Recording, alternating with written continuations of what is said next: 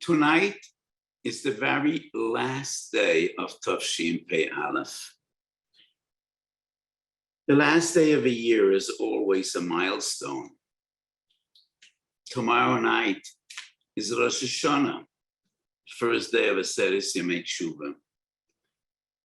I think it's part of human nature when we close one period, 1 year, and we stand at the beginning of another. We always look back and reflect. And more than anything else, thank HaKadosh Baruch Hu.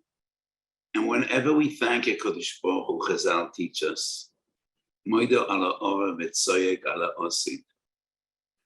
We always are Moida ala ora because we always have so much to thank for.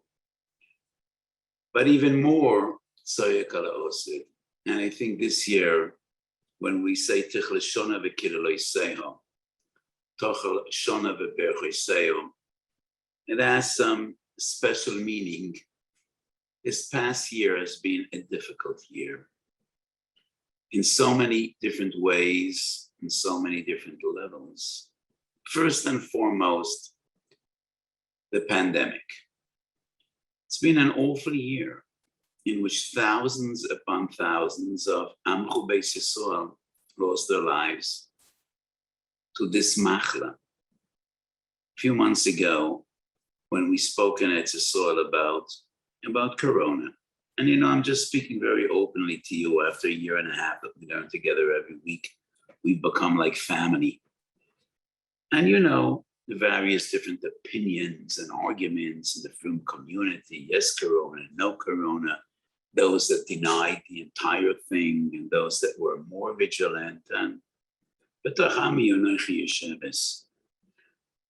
So from the beginning of this pandemic till today, the number of people that passed away in Israel and Eretz Yisrael is 7,500 people, almost 7,500 people. In an average year, how many people are killed in car accidents in Eretz Yisrael? 350. That's the average. 340, 360. So it is 20 times that number that passed away from Corona. 20 times that number. And we invest billions to prevent automobile accidents, car industry, and an infrastructure. So sometimes numbers just open up your minds and your hearts. So this has been a tragic year, Corona. But besides COVID-19, so many strange tragedies. Miron, Carlin, Florida, a house collapsing, and tens of Jews that lose their lives. Now the floods, which are Shaloike Derech Teva in New York City, in the biggest superpower in the world, in one of the greatest cities in the world. Eden should drown. So this is so strange. And many of these tefillas, mi berash, mi b'magefo, mi be'esh, mi b'mayim, have no meaning. So we used to just fly through these psukim, these tefillas. So this has been a strange year and a tragic year, in a year in which we feel that these are gzeiros. So when we daven Avinu Malkeinu, Kodesh Baruch should be goizo gzeiros toivos, and he should memamat gzeiros koshes va'achzoriyos. This also takes on new meaning. So really, Tichel Shona v'Kiriloiseho, Tochel Shona v'Berchoiseho. Let's all hope and daven and wish each other. It should be a Shnas Oiro and a Shnas Brocha. And really, I thank you for your tefillas. And please daven for me as well. I need your tefillas. We should be able to keep up our avodas HaKodesh. And none of us is getting younger. We're all getting older, and Kodesh Baruch Hu gives us all sustained health we should be able to continue. And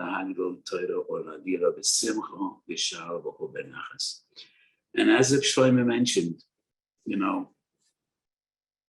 I was never asked, do I agree to make this a kvius, but obviously I did agree, and it's a big schus for me.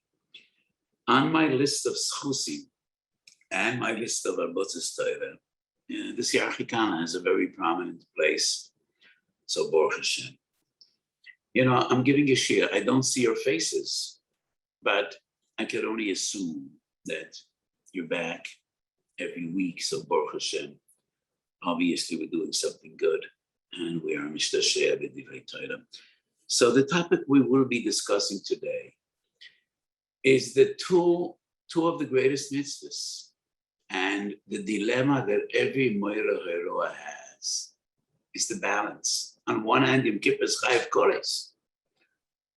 Chiyuv koros are the harshest of Vedas. On the other hand, pikuach nefesh. So when I connected, I for a split second saw the Gemara and Yuma on the screen, and if I'm not mistaken, it was the Gemara. I think for a split second, I saw that Gemara on the screen. Different opinions that we find in the Gemara, yes.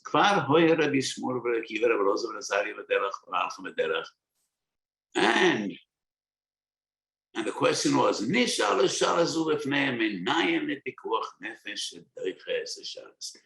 we have a lengthy discussion in the Gemara. And the maskona is,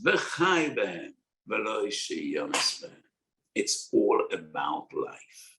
And I says to me, tshuva, the minhag is, and it's not clear where the source of the minhag is. The Tur, Tov Kuf Pei Beis brings, it's a minhag haga'onim from the times of the Gaonim. We add on 4 bakushas in every Shemoneh Esrei, every Tfilas Amida that we say.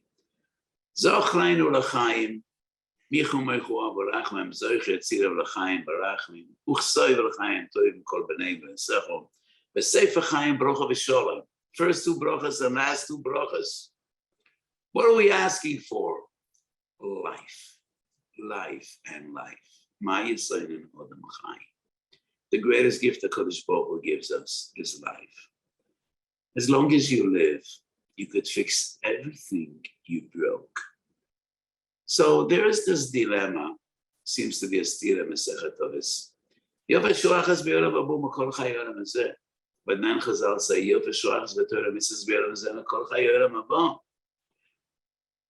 so Chaye Torah mitzvahs is me'ein olam haba. So in the Yomim Neroim, which basically Rosh Hashanah is about Malchus Shemayim, Yom Kippur is about Mechila Slicha v'Kapora. However, these 4 bakushas that we add on in every Shemoneh Esrei, not only Rosh Hashanah, Yom Kippur, Sesim, and Tshuva, essentially we ask for life, Chayim. The Rambam has a list of introductions, Hakdamas, and Chelik Sheni Shel Moira Nevuchim. Usually, most of the times I quote the Moira Nevuchim, it's Chelik Gimel, because Chelik Gimel is about Tamei Mitzvahs. But now I'm quoting Chelik Beis. And the Rambam deals with the definition of life. What is life? How do we define life? So, biologists, physicists, this is a question which is more philosophical than scientific. How do we define life? And the Rambam writes, Kol hachayim misnoyaim, every creature that has motion. Not koyach acham ha'urav boy, like Aish in the beginning of Bava Kama. Every being, every living, every creature that could move itself from one point to another is defined as a living being. And I say that the ideal of life, Chaim Ruchniim, is the same. As long as we have the potential to grow, we're alive. As long as we have the potential to grow, to come closer to HaKadosh Baruch Hu, to move. That is the essence of life. So the poskim all deal with a huge shaila. Gimel Rishonis and Gimel Achronis, we're not allowed to ask for tzrochim. It is only brachas and tzoyos which are designated for bakoshes tzrochim. Sholosh Rishonis are shloches shel mokim, sholosh Achronis are hoidoya. So how come these four bakoshes Chazal b'chavonet tchila put in shtei brachas Rishonis, shtei brachas Achronis? We're not supposed to ask for bakoshes tzrochim in these brachas. I gave a sheet about this last Shabbos in my Shiur, and I quoted the Meiri in Kippur HaTshuva. Kippur HaTshuva of the Meiri. The Meiri writes, the life we are asking for is not just breathing and living and eating and drinking. It is Chaim Luchnim. Chaim Shesh B'em Avstar Gershamayim, Chaim Shesh B'em Ushel Chlima. It is the life which he asked for from a Kodesh Baruch Hu in Berchas HaChodesh, every Shabbos Mevorach. So v'chai behem v'lo shiyomes behem. It is from this pasuk that we learn Pikuach Nefesh Toicha Kol HaTorah Kula. But it is the real life of Am Yisrael and Yerushalayim that we strive for, that we ask for, that we daven for. That is v'chai behem. חיי בעלי החוכמה ומבקשהו ללא יתעלמו כמיסה חשובים. That's the lesson of the Rambam Perek Yud, Me'ilchus Ritzeach, when the Rambam explains that this Talmud Shegolo Magla and Rabbi Yimoi. Why is that? חיי בעלי החוכמה ומבקשהו ללא יתעלמו כמיסה חשובים. צדיקים במיסוס וקרויים חיים. So I apologize for the short introduction. After all, it's Erev Rosh Hashanah. It's Erev Rosh Hashanah. When I speak Erev Rosh Hashanah, I can't limit myself only to Aloch and to Lamdis, Seretzich von Herz. So I wish you all Shnas Chaim, Zochaynu L'Chaim, Melechuvus V'Chaim, Chosveinu V'Sefer L'Chaim, L'Manchu Elokim Chaim. It is for you, Rabbi Yisrael. It is for you that we ask for life. We ask for life in order to serve you, to come closer to HaKadosh Baruch Hu, to grow. So please, so as I said before, we're dealing with the two greatest mitzvahs. On one hand, Koros, on the other hand, Pikuach Nefesh Doicha Kol HaTorah Kula. So in the past year and a half, more than any time in previous years, I've been dealing with sugyas of Pikuach Nefesh, sugyas that were thrust upon us in this pandemic. And I don't know whether you all are familiar with the Minchas Osha and Machlas HaKorona. The next sefer to come out, I hope it will come out before Rosh Hashanah, but obviously it won't. And I hope it's going to be out right after Yom Tov, is that Shlius, because we're standing before a Shemitah year. So, maybe before we go into the actual Shiur, so many people have been turning to me the last day or two about a prusbol. So according to the Rosh, you need to write a prusbol at the beginning of the year, but ein halacha k'divrei Rosh. And the minhag is to write a prusbol only next year, Erev Rosh Hashanah Tovshin Pei Beis. But many people are machmir, based on the Urim Vitumim. Some people write a prusbol tomorrow. It's a minhag toiv, but it's not an obligation. The Ikach of a prusbol is next year and not this year. So coming back to Pikuach Nefesh, let me say this.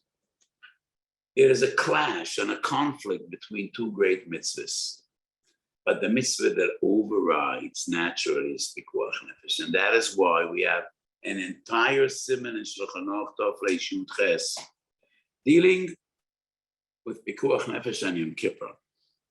And the halach is pashut v'barur, chodesh yesh mesakana, even a suffix sakana. If his life might remotely be in jeopardy, he needs to eat on Yom Kippur.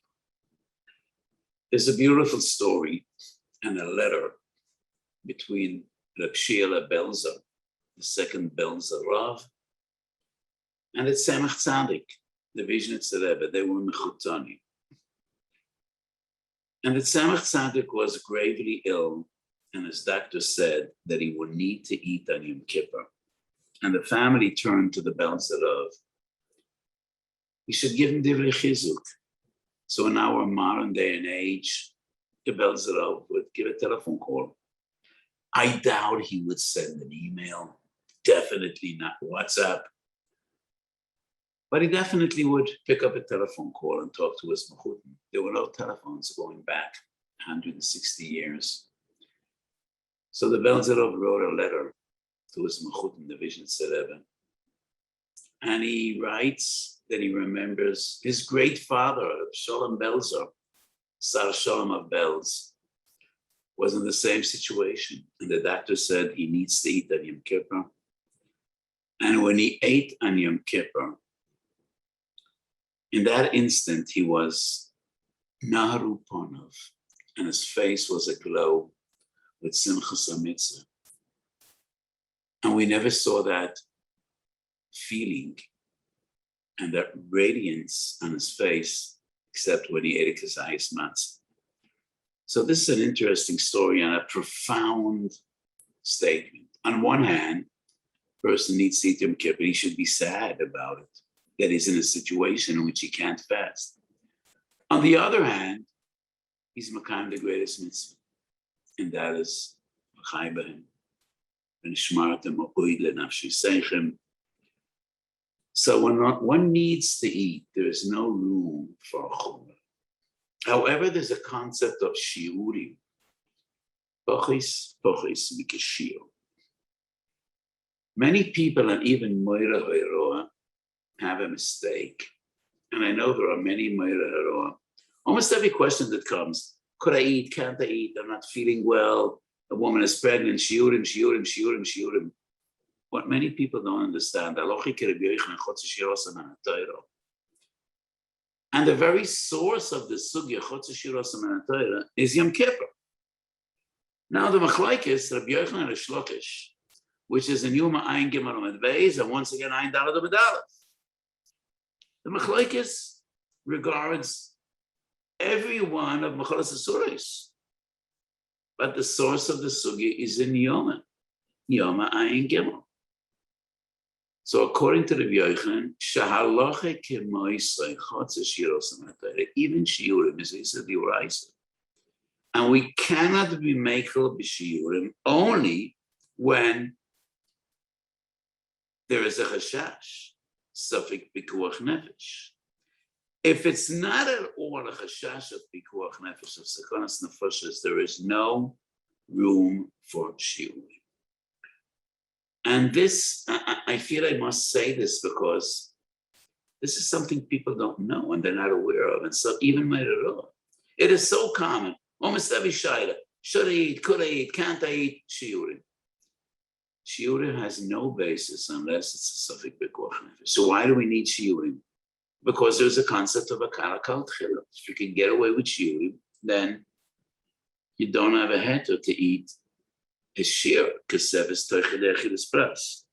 However, and what I say now is a big chiddush. Rab Shloime Kluger, in a few different sources, Shulchan Aruch, Chachma Shloime, Tov Reish Yud Ches, Shalos Yeshuvas U'Elot Rab Shloime Kluger is make a shiurim, even when we're not dealing with the chodesh yesh b'sukah. And Reb Shloime Kluger has an amazing argument. He says, Chotze Shiuros HaMatayre, but it's Yoiser Kal than an Issa D'Rabbanan. How could that be? An Issa D'Oraisa could never be Yoiser Kal than an Issa D'Rabbanan. It's true. Toises and Shuas Daf Chov Gimel writes, Chotze Shiur, L'Reb Yochanan, Osa M'Atayre, Aval Ebo Lo Lav V'Lo Asay. Lo Lav V'Lo Asay. So this is a precedent. I can't speak ba'arichas about this, but there are isurim d'oraisa which are not included in the Taryag. We learn it from Kol Chelev. The Gemara also gives us svara chazil tzterufa. Toises and Daran both deal. If we have a svara, why do we need a pasuk? If we have a pasuk, why do Chazal use a svara? Two different terutzim. But nevertheless, it's a remez. It's not a asay or a lotas. So Reb Shlomo Kruger is making. And there is a certain source, Sefer HaChinuch, Shin Vav. That is the mitzvah of Tanis B'Yom Kippurim. Sefer HaChinuch writes, even if it's not a Sakona Gemura, we still are making Pochas Mikashir. So I explained in my Ksavim. I think it's not printed yet. I don't think it's printed in Minchas Osher Moedim. But I did bring additional sources that there is room to be makel by the Uraisa, not necessarily only by Pikuach Nefesh. For instance, the Shach is makel Kufnun Zayin Yoredeya, Sekonas Eivor, and it's a the Uraisa. He's not speaking about Chilul Shabbos or Yom Kippur, but he is speaking about an Issa D'Oraisa for Sekonas Eivor. The Magen Mishnah maintains Shelo Kederech Achila Zosam and Torah. And the Magen Mishnah compares Shelo Kederech Achila to Chotz Shiur. And it's a Gemara Meforeshes, Psochem Chov Dalad Amid Beis, that Shelo Kederech Achila is Mutar L'Chol Yishem B'Sakona. So according to the Magen Mishnah, it's an Issa D'Oraisa Mutar L'Chol Yishem B'Sakona. So we do find two sources in Rishonim. Most notably the Magen Mishnah. L'chayra the chinuch as well, even though there's room to argue that the chinuch means that nanasan is calling the mura. It's a suffix, svek sveke. But pashtus aloshan and the Briskerov also understand so. There is no sakana chayra she'en by sakana. And therefore, when we are making a shiurim, we don't need to be thoroughly convinced that there might be a sakana. In any drastic case in which there might be a sakana, even a remote sakana, one could be makel the shiurim. But not for a chodesh she'en sakana when there is no chashash sakana, no room for leniency, even shiurim. So as I mentioned, in this past year, I've been dealing more with the concept of sakana than any year before because we were so consumed with this pandemic. And I started mentioning before the Minchas Osher on Corona, which I wrote in the Haggadah to the Sefer. I hope by the time the Sefer comes out, it'll be totally irrelevant. And it's very uncommon for a mechaber to hope that the Sefer's writing will be irrelevant, but I really hope so. But to my dismay, 3 months ago in Eretz Yisrael, we rejoiced and we danced, the Magef is over. I even said in public that we should take these masks, put them away like the Tzintzenes Haman, and show our grandchildren, tell them the story of COVID-19. Well, obviously, it's not over. Kodesh Baruch Hu had different plans. And as a sort, we're in the midst of a huge surge. Thousands of people, especially in the film community. Just an hour ago, a young person came in and he told me his Zayda was a very choshev Rav. I don't mention his name because this is private information. His Zayda was a very, very dear friend to me and one of the choshev Rabbanim. That's Corona. He felt awful last week. Baruch Hashem, he's feeling better. So it's not over. So Pikuach Nefesh has been with us in the past year, and I wrote very significant shuvas. And one of the fundamental shilas we had to deal with is, how do we define Pikuach Nefesh? Is it possible to quantify? The universal language that everybody should understand is the language of numbers, not words. So could we say in percentage points, how do we define sakana? How many people need to die? Percentage-wise, we should say it's a sakana. And what I try to explain is, numbers is the clearest language, but Halacha doesn't use this language. Because as long as we didn't develop statistical sciences, it was impossible to speak about percentage points. So halacha speaks in broad, general strokes and not in detailed numbers. But we do find some numbers. The Maggid Mishnah, quoted in the Magen Avraham Siman Shin Lamed Aleph, writes that every Yoledis is defined as a chodesh yesh b'sakon. But nevertheless, the Mishnah says when we're on Chalash Shabbos for Yoledis, we need to do a shinu. That's only midrabanan. But why do we need to do a shinu for Yoledis and not for every chodesh yesh b'sakon? So the Maggid Mishnah says Yoledis is natural phenomenon. It's not coincidence.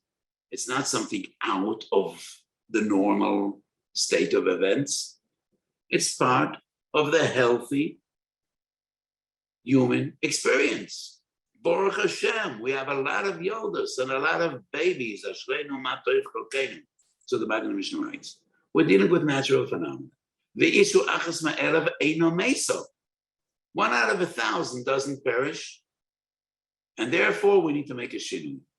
First of all, that's a very surprising number. What we know about child mortality going back 800 years, even going back 100 years, I think the numbers were far more painful than what the Maggid Mishnah writes. Maybe. But it's still defined as pikuach nefesh. 1 out of 1,000, less than 1 out of 1,000, it is still pikuach nefesh. And I argued it's a state of Mishnah Berurah, Shin Lamed Zayin, Shin Tazayin, because in Shin Tazayin, the Mishnah Berurah deals, not the Mishnah Berurah, the Magen Avraham, Shin Tazayin, deals with the question, is one allowed to kill a spider on Shabbos? For some reason, Noshim Tzidkonias were always very scared of spiders. And in days of yore, they believed that spiders are dangerous and they could cause death. So the Magen Avraham writes, there is no heter to kill a spider on Shabbos. Why is that? Because the danger is only if you swallow that spider and he's going to go into your belly and eat away at your intestines, and you might develop blood poisoning.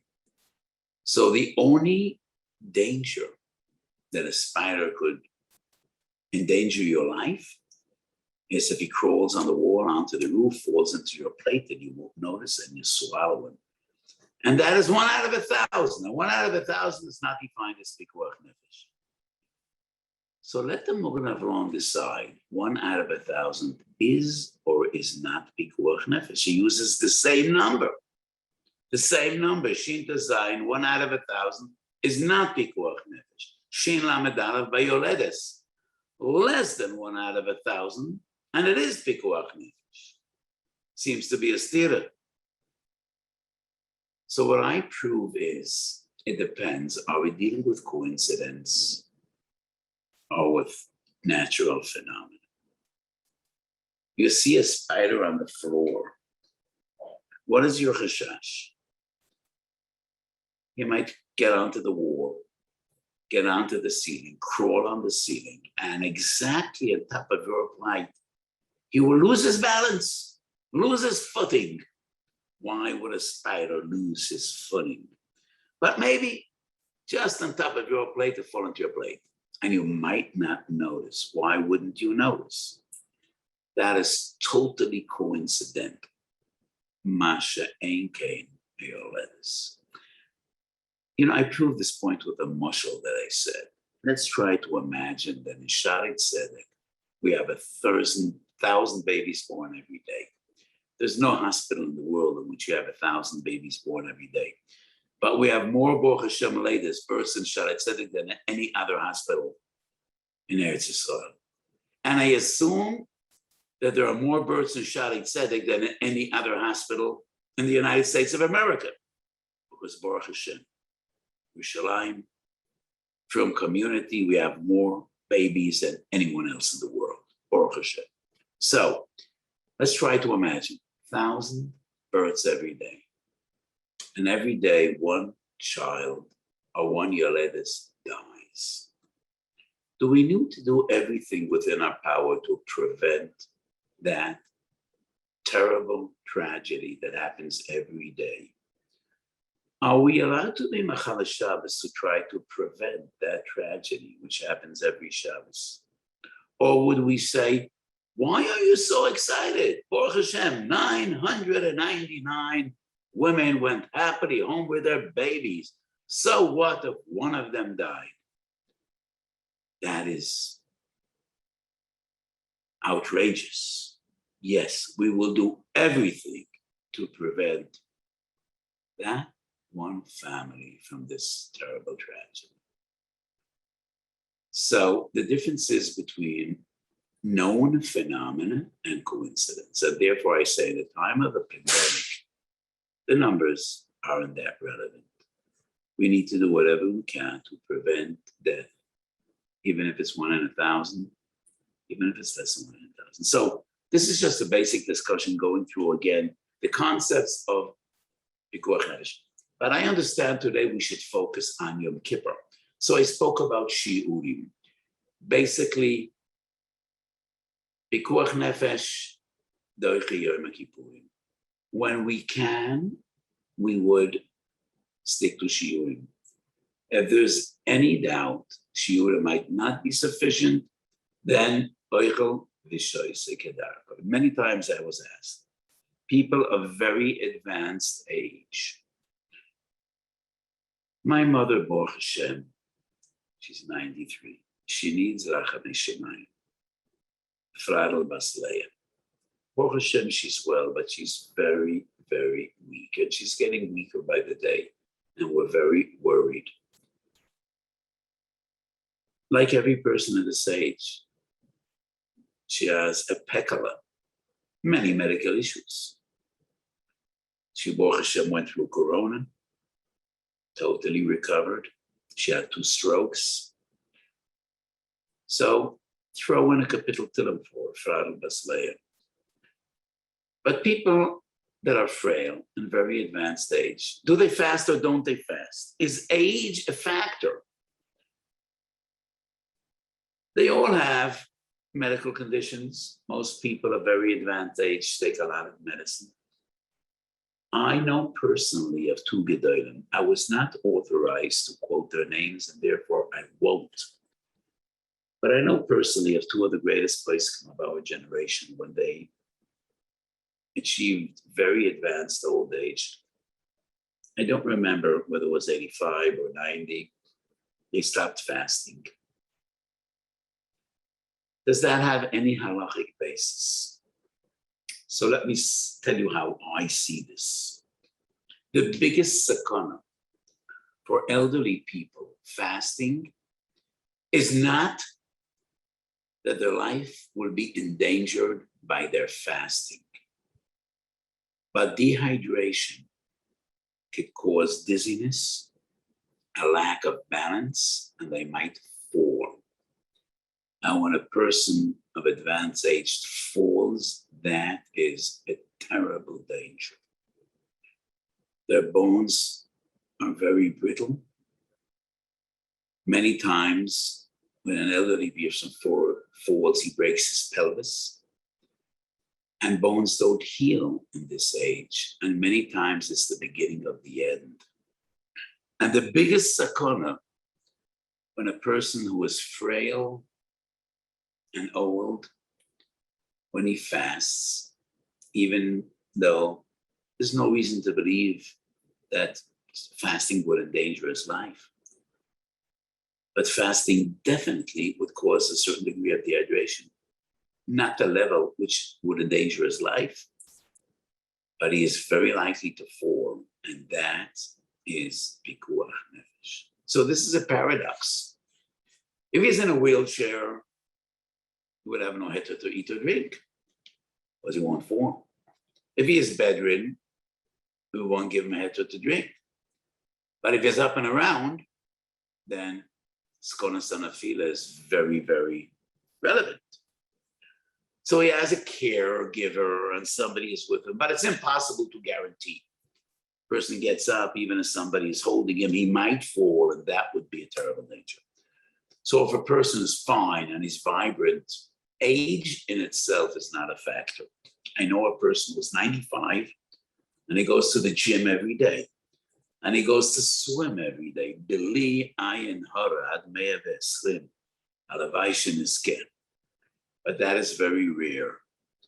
Most people of very advanced age are frail, and the greatest danger is they might fall. And therefore, I say they should drink.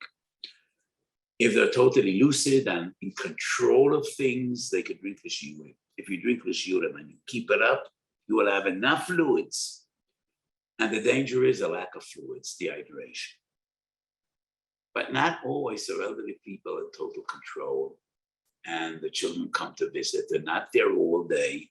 In that case, they shouldn't rely on Shiur because they must have enough fluids to prevent dehydration. So I don't know what else to discuss because there are 1,000 halachas. So Reb Shlomo, I don't know how you plan this session. Do you want to present some questions to me and you want me to address some questions? Because, I could go on from one sugya to the other, but there are so many sugyas in Pikuach Nefesh. Did people or doctors send any questions, or how did we plan this session? A lot of the questions were negated to what the Rav mentioned. The statistical question of what is considered to be Pikuach Nefesh in light of all the machlekes we have out there because of Corona. Doctors and many Rabbanim just don't know what we take seriously. What is considered a statistical chayla is the fact that if you don't have sufficient nutrition, it could lead to something. They're just totally confused in today's. Maybe the Rav can give us a couple of Corona-related cases. We take the safer and what's arisen in the last few months to give us a few real live. Yes. Okay, so let me say this. We would expect, after a year and a half of COVID, to have more clarity than we ever had. But we have more confusion than we ever had before, which is in itself confusing and troubling. So in the Minchas Osher and Corona, and it's a fascinating work, person saw my sefer, the sefer Minchas Osher and Corona, and he said, I always admired the Rav greatly, but I didn't know you're a Navi. And I said, neither did I. So could you please share with me how you reached this conclusion? Maybe you'll convince me. I doubt it, but share with me. So how did you reach the conclusion that I'm a Navi?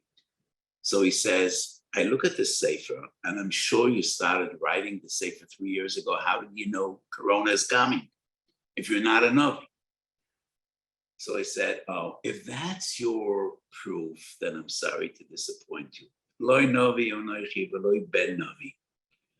But I felt the responsibility, the awesome responsibility of Klal Yisrael.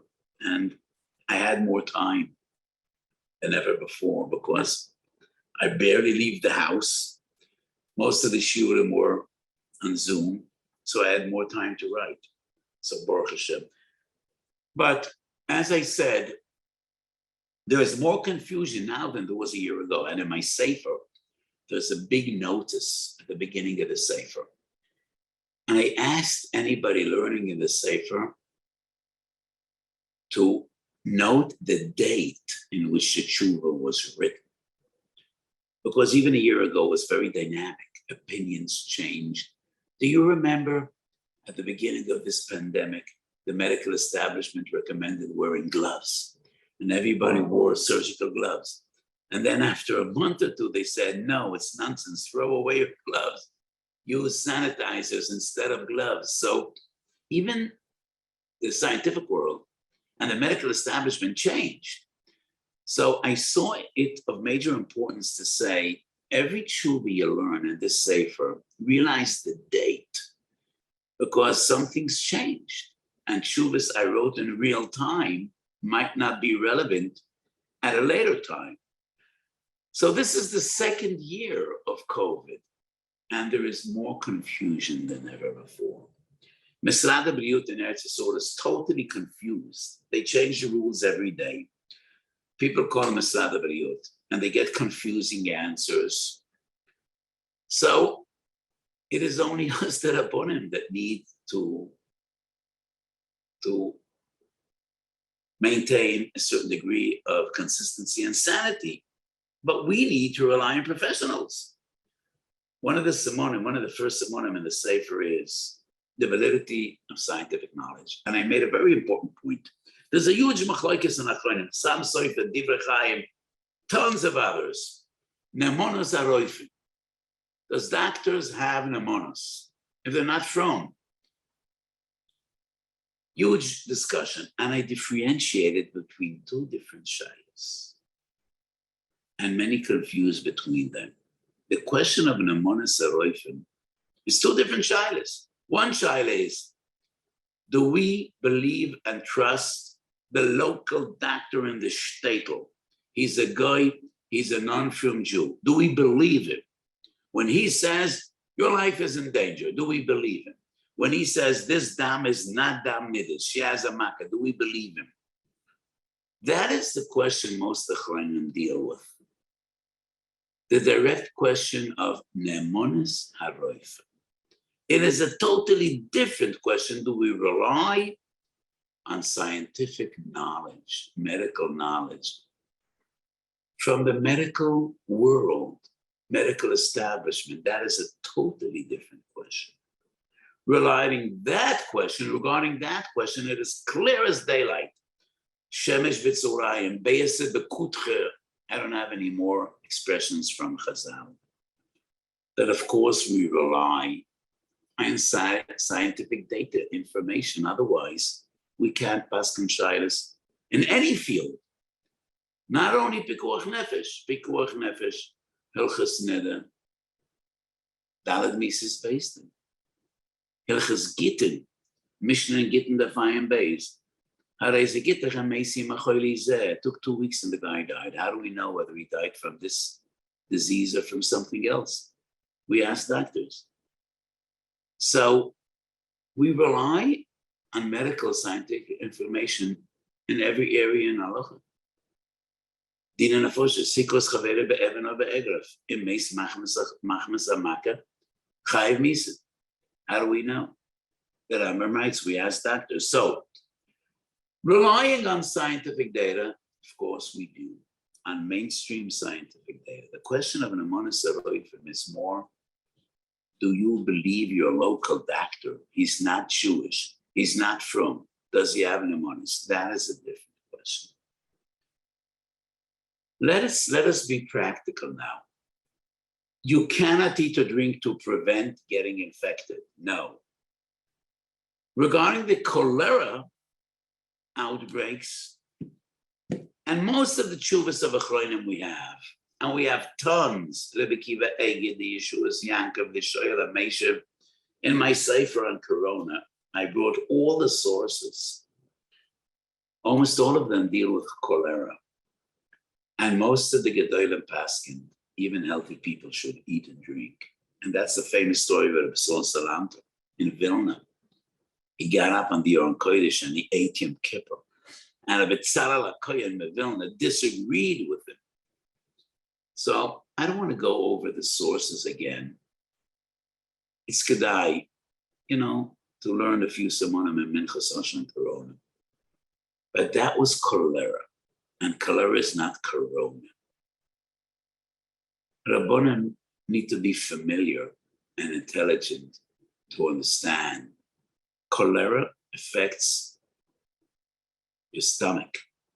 People died from diarrhea, from shilshul, and they died in a very short time from dehydration. They didn't have enough nourishment and fluids to sustain them. And that is why the psak was, you must eat and drink. Corona doesn't affect your digestive system. It's more about your lungs, respiratory system, and other bodily functions. There is no heter to eat and drink to prevent getting corona. And this is different than all the tshuvas we find at the outbreak of cholera. People that have an active case of corona and they're sick should not fast. They should eat and drink the shiur. If you have corona, but you're asymptomatic and you feel well, you could fast. I know that many doctors say differently. And they say, if you have corona, you have this infection, even though you're feeling fine, you're not symptomatic, you should eat, you should drink. Doesn't matter if you're vaccinated. We have a question here. There have been vaccinations, but as the Rav knows very well, the vaccines are being broken through now. Does this play into the Koch Nefesh question at all? Yes. If you are vaccinated, recently vaccinated, and you did contract corona, and there are more and more cases of that nature. Now, I think the vaccines have proved themselves in an amazing way. To me, it's clear the vaccines have saved thousands of Jewish lives, probably hundreds of thousands or millions of lives worldwide. However, the vaccine is not foolproof. And the big disappointment is that after months, the effectiveness declines dramatically. And that is why I recommend getting the third shot, the booster. But some people got corona even after the third vaccine. The situation in Israel is almost all the people that have died recently or are critically ill are not vaccinated. And therefore, it is so beyond me why people aren't taking the vaccine. The vaccine is a lifesaver. However, people are getting corona even after the third vaccine, but usually it's very mild. Very mild. Some people aren't feeling well, but their life is not in danger. So whether you are vaccinated or not, if you're sick, if you have a fever, you should not fast. If you're asymptomatic and you feel well, you could fast. The Hagdara of a choile in halacha is a choile that is nofel mishkav. The fact that you have the virus does not define you as a choile. Agav, we all have 1,000 viruses. But if they don't damage your health, then you live with them. So if you feel just fine, but you did have a COVID test and you seem to have COVID, but you feel well, you don't have a fever, you don't have any symptoms, in my opinion, you could fast. If your doctor feels differently, follow your doctor.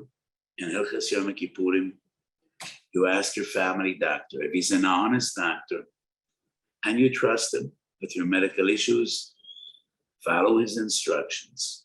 My psak, if it doesn't go against doctor's instructions, is if you're sick, you don't fast. If you're feeling fine, you could fast. Someone who's immunocompromised, one of the shails we have here, is that automatically chilish yesh by sakana? And some people who have now they're starting to give or to gear up for the third shots here in Chutz La'aretz. What happens if your vaccine comes out on Yontif? Yes. Could you get the vaccine on Yom Tov? Well, if you need to travel to get the vaccine, definitely not. But Amir and Anochri, one could be Mekel. So there are a few tshuvas in Mincha Sosha, but at the initial stage, in some countries like England, you will give it a date and time. And if you missed it, you won't get the vaccine till 6 months from now. To the best of my knowledge, in America and Israel, you could choose when to get the vaccine. So why would you go on Yom Tov? Why would you go on Shabbos? It's not pikuach nefesh to get it a day or two earlier. To the best of my knowledge, in America or in Israel, at this stage, I think everywhere you could choose when to get the vaccine. So a year ago, there are a few tshuvas in Mincha Sosha. When a person was given a specific time and date, you could get the vaccine here and now. If you skip it, If you don't get it, you're going to need to wait another 3 months. I paskin, one could be Mekel Amir Lenachim. Get a non-Jewish driver and drive there. Getting the injection is not Chilul Shabbos. It's not into a vein, and it's not a secretion that blood will come out. So I think you could get the vaccine on Shabbos. The problem is just driving there. So if it needs... And if the person administering it is Jewish, makes a difference? If the person administering is Jewish, I don't think so. If he's a non-from Jew, he's not doing it for you. He's doing his job. I don't think that is defined as Amir Lenach. So if you get the vaccine and it's not associated, it doesn't involve Chilul Shabbos, you do not need to inquire who is the nurse giving you the shot. But once again, if you could go on a weekday, there's no reason, no justification to go on Shabbos or Yom Tov. But if you can't have it any other day, as the situation was a year ago, I was Matir Amir Lenach. But I don't think that is the situation today. Several questions here about diabetics. A, what is the Rav's psak in general about the category diabetics fall into? Are they yesh by sakana or not? And does that change in any way benigea to corona? Diabetics that are balanced could fast, but diabetes is a disease which is so individual. And what I usually pass for diabetics is you consult your doctor, preferably a from doctor, but even if it's not a from doctor, if he's honest, if he's caring, and he knows what Yom Kippur means to you, you could rely on him. Because regarding the question I just briefly mentioned before of an Amonis Leifim, the general psak is, even a non-Jewish doctor, if he's trustworthy, if he's honest, he knows what Yom Kippur means to a from Jew, you could rely on him. So diabetes, when it's under control, you could fast. If you're a new diabetic, then try it out. Shabbos B'Tamis, Tisha B'Av. It's a bit late now, but you could just try it out and see how it works. But generally, consult your doctor.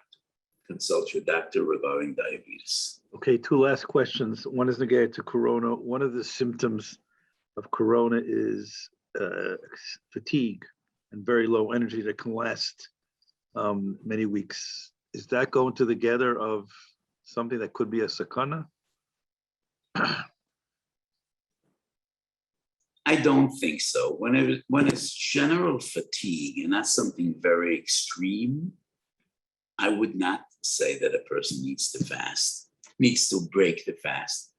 If it is something extreme, and I know some patients just couldn't get out of bed, in that case, I would be makel, but I would prefer and recommend shiurim.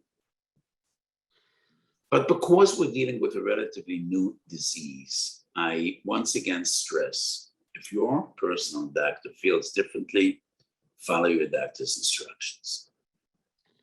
Okay, one more shaila here, which is a klolistic shaila. A doctor is asking, as you know, here in Chosaretz, we have to be on duty, and he has a possibility of, he cannot be off both Rosh Hashanah and Yom Kippur, and he has to do a swap.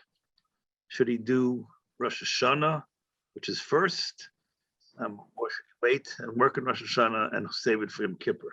This is obviously a well-known shaila what the Rav has addressed before. Yes. If he works on Yom Kippur, will he be able to fast? Because if he's a surgeon and he has surgery on Kippur afternoon, I don't think, in many cases, a surgeon needs to be sharp, focused, at his best, especially when performing complicated surgery. But if in his profession, he is confident that he could work while fasting, I would say it's better to work on Yom Kippur than Rosh Hashanah. Rosh Hashanah, you have to kiyas shofar. The Ikar mitzvah Yom Kippur is fasting. So if you can be in Shul Rosh Hashanah, and I don't know which hospital you're at, will you be able to have Tkiyah Shofar? Tkiyah Shofar, I'll say the Brochus Malchi Zechon Shofars. Obviously, you're not going to have a minyan. So I think it's preferable to be Rosh Hashanah in Shul than Yom Kippur. But if you'll need to break the fast on Yom Kippur, then preferable to be in the hospital of Rosh Hashanah than Yom Kippur. That's my psak, and I was asked many times. Okay, just let's conclude here with the Rav's Hayrah. This is relatively straightforward, but we're getting questions here of elderly parents, etc. Can the Rav just give his Hayrah on what's considered to be a pachas mikashir, in order they should not get dehydrated, and how are you, my Rabbah, specifically to this situation? Yeah, so I usually, when I speak about these shilas, I don't go into details and clearly define the shiur, because every sefer and every contest in Yom Kippur will have it. When we're dealing with fluids, it's 35 cc. That is the shiur of Malay Lugmav. And most of the time, we're dealing with fluids more than food. The problem of a kazayis is because the kazayis is a shiur nefach and not a shiur of weight. The average matchbox, I don't think they use matchboxes in America. I don't know, but we have matchboxes in Israel. A matchbox is usually, I would say, the shiur of a kazayis, which would be the average of 2 olives. So usually by mitzvahs, we're makbid shir chazonish. But when we're dealing with pikuach nefesh, I would say a kazayis size of a matchbox. If you could, every 9 minutes. If necessary, we go down to 4 minutes. Achila v'shtia einan mitzdarfen. So you could eat pochas mikoseves. A kazayis is a half a kaseves. Kaseves is far bigger than a kazayis. So you can eat pochas mikoseves and drink pochas memaloy migamav together. But in most cases, we're dealing with fluids. Most cases of pekuach nefesh, we're not dealing with food, we're dealing with fluids. So the shiur kaseves, I don't want to get into the exact measurement. I understand. Okay, so we're going to leave that to the individual rabbanim. But just one Klal Yisrael shayla to end. Rav mentioned about elderly people and falling. In fact, Letterite provided a grim statistic here that a broken pelvis, after that, the mortality rate in the year after the breaking pelvis is extremely 50% mortality rate after a broken pelvis. Is there an inyan to tell an elderly person that he must stay in bed? Is there such a chiyuv? I don't think so. So this brings us to a very fundamental question regarding dinei tzayim and pikuach nefesh. Is a person mechuyev to get on an IV line to prevent eating or drinking? No. Is a person mechuyev to stay in bed all day and all night to prevent the need to drink? No.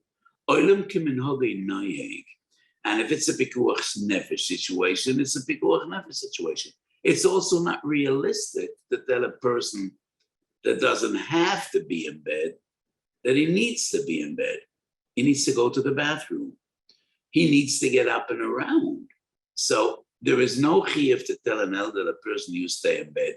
And if there is a sakonas nefila, he should drink.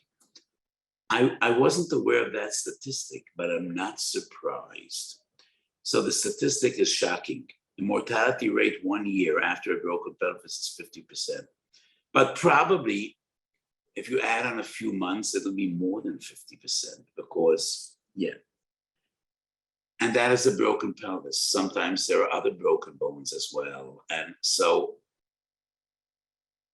I didn't hear this from other poskim, but the way I see it, the ikar sakana for elderly people fasting is falling and breaking your pelvis or other bones, which many times that is the beginning of the end, as Dr. Lederreich just substantiated what I said before. Okay, my dear friends. A bracha from the Rav, please. Let's decide let's be Messiah Me'ena Psicha. It has been a painful year, and I hope we should all daven. I thank you for your tefillas, and I need your tefillas. HaKadosh Baruch Hu should help us all. We should be able to learn together for many, many weeks and months and years to come. Have nachas, have shefa, have good health, and Zechreinu l'chaim, melech chofetz b'chaim, v'chosveini b'sefer ha'chaim, l'mancho elokim chaim. We should be zoicha to be as goyel tzedek b'meiru v'yameinu umen. A good gebencht yor.